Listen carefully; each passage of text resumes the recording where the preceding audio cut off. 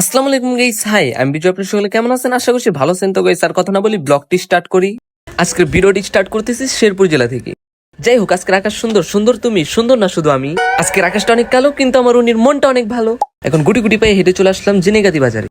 জিনেগাতি বাজারে ঘোরাঘুরি করে জানতে পারলাম এখানে নাকি ফুচকা হাউস হয়েছে, তাও আবার ঢাকাইয়া। তো চলেন যাওয়া যাক। কই কই কই ঢাকায় ফুচকা হাউস কই? ওই যে লাইটের আড়ালে পাতার ফাঁকে দেখা যায়।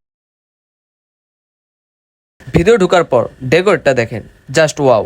এটার ভিতর যে গাইস এত সুন্দর হবে আমি ভাবতেই পারি নাই। তো সব মিলিয়ে মোটামুটি ঠিকঠাক আমার কাছে লাগছে। আবার চাঁদও আছে, তো আমরা একটু ভিউ দেখে আসি এটা।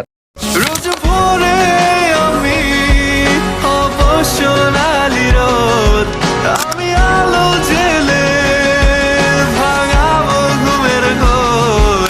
সোনা আমারই কাছে বসো না চুপটি করে, রাখো না চোখে চোখে।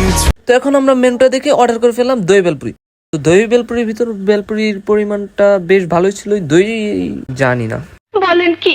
তো গাইস সবকিছু মিলিয়ে ঠিকঠাক চলে। তো গাইস আজকের মতো ব্লগটা এখানে শেষ করতেছি। দেখা হচ্ছে পরবর্তী ব্লগে। এই পর্যন্ত আপনারা ভালো থাকুন, সুস্থ থাকুন। আল্লাহ হাফেজ।